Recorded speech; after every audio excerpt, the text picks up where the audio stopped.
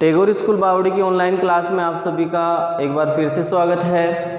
सभी स्टूडेंट को good morning. और आज हमारी क्लास का 10वां दिन हो गया है। तो हमारी जो एक्सरसाइज है 12.1 उसका आज हम 7वां क्वेश्चन ज्ञात करेंगे। और 7वां क्वेश्चन है हमारा सरल कीजिए। सरल करने का मतलब है हमारे जो आंसर है वो हम घात के रूप में ला सकते हैं। तो 7वें क्वेश्चन का पहला प्रश्न है 25 इंटू टी की घात -4 बटे वे 5 की घात -3 इंटू 10 इंटू टी की घात -3 माइनस के 8 सॉरी बेटा माइनस के 8। अब इसको सरल करना है। देखो ऊपर कोई आधार समान नहीं है, नीचे भी कोई आधार समान नहीं है। तो सबसे पहला काम हमारा ये है कि जिनकी घात माइनस में है, कोई भी दे रखा हो और उसकी घात किस में दे रखी हो, माइनस में दे रखी हो, तो हम सबसे पहले उसकी घात को प्लस में बनाएंगे। किस में बनाएंगे बेटा? प्लस में। तो करते हैं, जो प्लस में है वो ऐसा का ऐसा ही रहेगा और जिसकी घात माइनस में है उसको बदलना है। यदि वो अंश में है तो हर में ले आओ और यदि हर में है तो अंश में ले आओ।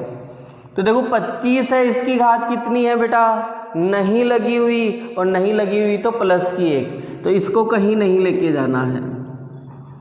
ये 25 ऐसे के ऐसे। देखो टी की घात कितनी है? माइनस के 4, तो ये आ जाएगा नीचे। नीचे देखो किस किस की माइनस में है, एक तो इसकी माइनस में और इसकी है, तो ये चले जाएंगे ऊपर। तो अंश में लेके जाएंगे तो इनकी घात किस में हो जाएगी? प्लस में हो जाएगी बेटा। ये लो, नीचे कितना रहा? 10 रहे इंटू ये माइनस में थी घात, ये नीचे आएगी तो इसकी घात किस में हो जाएगी? प्लस में। यहाँ तक समझ में आया कि यानी जिसकी घात कुछ नहीं किया, एक तो ये वाला जो है इसकी घात प्लस में है तो ये ऊपर ही रह गया, और एक ये है इसकी घात भी किस में है? प्लस में ही है। प्लस का 1 है इसलिए नहीं लगा रखी है, तो ये भी प्लस में है, तो 25 ऊपर रह गए और 10 नीचे रह गए। बाकी आप ध्यान दोगे तो इसकी घात किस में है बेटा? माइनस में, तो ये तो कहाँ जाएगा? नीचे। अंश में है ना ये, तो ये हर में आएगा तो इसकी घात प्लस में हो गई। ये दोनों हर में है, इनकी घात माइनस में, तो ये दोनों अंश में जाएंगे तो इनकी घात किस में हो जाएगी? प्लस में हो जाएगी। अब हमारा काम है कि यदि हमारे प्रश्न में ऐसी संख्या दी हुई हो जो अभाज्य नहीं है, तो उसको आपको क्या बनाना है? अभाज्य संख्या बनाना है। क्या बनाना है? अभाज्य संख्या। तो बताओ 25 अभाज्य संख्या है क्या? 25 अभाज्य संख्या है क्या? नहीं है। तो 25 को अभाज्य बनाने के लिए 25 के अभाज्य गुणनखंड करो, तो क्या हो जाएगा? 25 में किसका भाग दिया बेटा? 5 का। कितनी बार गया? 5 बार। फिर वापस 5 का दिया 1 बार। तो हम अपने जो 25 है, इस 25 को हम क्या लिख सकते हैं? 5 इंटू 5 लिख सकते हैं। और 5 इंटू 5 यानी 5 को कितनी बार गुणा किया? 2 बार, तो इसको हम 5 का स्क्वायर भी लिख सकते हैं। तो ध्यान से देखना, 25 है, इस 25 की जगह मैंने लिखा 5 का स्क्वायर। 25 की जगह मैंने क्या लिखा? 5 का स्क्वायर। आगे कितना है? 5 की घात 3। इसको क्यों नहीं चेंज किया? क्योंकि 5 तो अभाज्य संख्या है। फिर कितना है? टी की घात 8। नीचे आते हैं, कितना है? 10। 10 अभाज्य है क्या? यानी 10 में 10 का जाएगा और का भी जाता है, तो 10 में और संख्या का भी जाता है, इसलिए 10 के हम क्या कर लेंगे बेटा? अभाज्य गुणनखंड। 10 में सबसे पहले किसका दिया? 2 का दिया। कितनी बार? 5 बार। और 5 में किसका दिया? 5 का, तो कितनी बार? 1 बार। तो जो हमारे 10 है उसको हम क्या लिख सकते हैं? 2 गुणा 5। 10 को क्या लिख सकते हैं? 2 गुणा 5। तो ये लो 2 गुणा 5 और कितना है आगे? t की घात 4। यहाँ तक हो गया।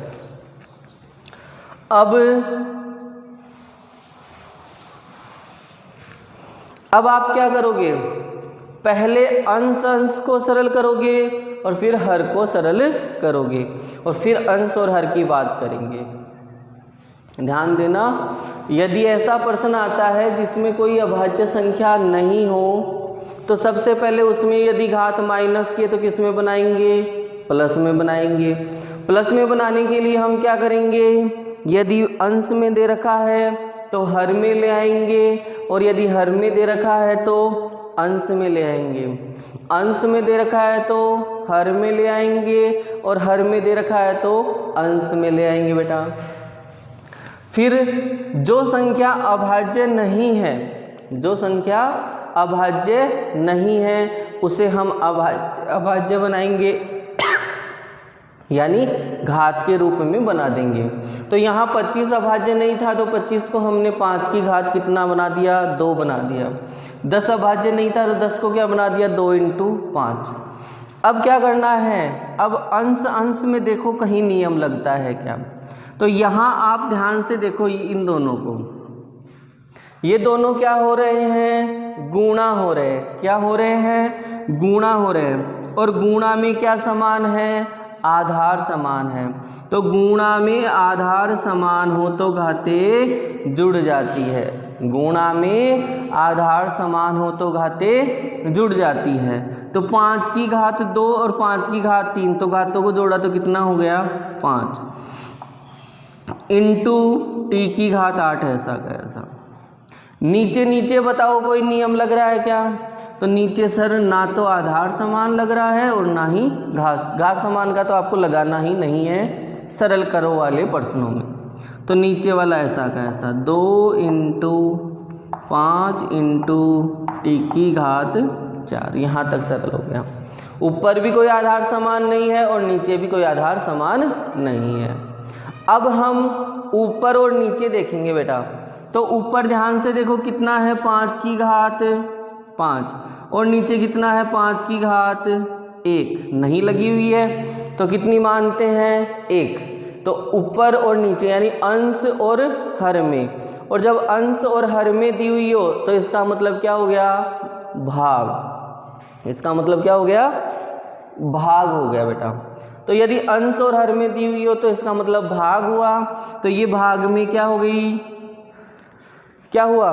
भाग में आधार समान हो गया। भाग में क्या हो गया? आधार समान। और भाग में आधार समान हो तो घातें घट जाएगी। तो 5 की घात 5 में से 5 की घात 1 गया तो कितना बच गया? 5 की घात 4। कहाँ बचेगा? जिधर हमारी बड़ी घात होगी। बड़ी घात कहाँ है? अंश में। तो 5 की घात 4 भी कहाँ बचेगा? अंश में बचेगा। ये दोनों सरल हो गए। अब देखो यहाँ t की घात 8 और नीचे t की घात कितनी है? 4। अंश और हर में है, इसका मतलब ये भी क्या हो रहा है? भाग हो रहा है। घातें घट जाएगी तो 8 घात में से 4 घात गई तो कितनी बच गई? 4 घात। कहाँ बचेगी? जहाँ बड़ी घात होगी। तो कहाँ बचेगी? अंश में। तो अंश में हमारा और क्या बच गया? t की घात 4। अब ये 2 देखो अंश में नहीं है ना, केवल हर में अकेला ही है, और अकेला ही है हर में है तो अकेला हर में आ जाएगा। ये हमारे क्या हो गए बेटा? आंसर हो गए। क्या हो गए? आंसर हो गए। ये तो कब? जब सरल कीजिए। लेकिन मान लो आपको कहे कि मान ज्ञात कीजिए तो आपको क्या करना है? देखो 5 की घात 4 का मान, 5 की घात 4 का मान कितना होता है? 5 × 5 × 5 × 5। 5 को 5 से गुणा किया कितना आया? 25। 25 को 5 से गुणा किया 125। 125 को 5 से गुणा किया 625। तो ये तो हो गया 625 और नीचे कितना आ जाएगा? 2 और t की घात 4 ऐसा का ऐसा। टी की घात 4 का मान तो टी की घात 4 ही होता है। सर यहाँ तो गुणा का चिन्ह लगा रखा है, यहाँ नहीं लगाया आपने। तो बेटा जब चर राशि और अचर राशि के बीच में यदि कोई चिन्ह नहीं हो तो गुणा का ही माना जाता है। आप गुणा का चिन्ह लगा भी सकते हो और हटा भी सकते हो। यहाँ मैंने क्यों लगाया, क्योंकि यहाँ जो अचर राशि है मतलब संख्या वाली राशि है वो किसके रूप में है, घात के रूप में है। यदि नहीं लगाओ तो मत नहीं भी लगा सकते हो। एक बार फिर से वापस देखते हैं इसी प्रश्न को। हमें दे रखा है 25 इंटू टी की घात -4 बटे हुए 5 की घात -3 इंटू 10 इंटू टी की घात -8 दे रखा है। तो हमें क्या करना है, सबसे पहले कि जो भी घात माइनस में है उन माइनस घात वालों को किस में बनाना है, प्लस में बनाना है। तो देखो इसकी घात माइनस में थी, ये अंश में था, कहाँ आ गया, हर में। इसकी घात माइनस में थी और इसकी माइनस में थी, ये दोनों कहाँ थे, हर में। कहाँ आ गए बेटा, अंश में, और बाकी ऐसा का ऐसा। फिर यहाँ अपना देखा दूसरी स्टेप में तो सभी की घात किस में है, प्लस में ही है। तो हम देखेंगे कि कोई ऐसी संख्या तो नहीं है जिसकी घात मतलब जो अभाज्य है या अभाज्य नहीं है। तो एक संख्या तो ये है जो अभाज्य नहीं है और एक ये है जो अभाज्य नहीं है। तो इनके अभाज्य गुणनखंड करके मैंने बता ही दिया आपको। 25 को तो हमने क्या लिखा, 5 की घात 2, और 10 को हमने क्या लिखा, 2 इंटू 5, बाकी ऐसा का ऐसा। फिर हमने यहाँ अंश में देखा तो यहाँ कौन सा नियम लगा, गुणा में आधार समान का, तो घातें क्या हो गई बेटा, जुड़ गई, बाकी ऐसा का ऐसा, सारा ऐसा का ऐसा है। फिर ये अंश में है और ये हर में है, यानी भाग और भाग में आधार समान हो तो घातें घट जाएगी। तो 5 घात में से 1 घात गई तो 4 घात, बाकी ऐसा का ऐसा। टी की घात 8 और टी की घात 4 वही ऊपर नीचे है, यानी भाग और भाग में आधार समान हो तो घातें घट जाती है, घटा दिया जी। ये तो हो गया सरल करो का उत्तर। फिर इसको आगे करना हो तो मान ज्ञात करने का उत्तर ये आ जाएगा। अगला प्रश्न कल करेंगे।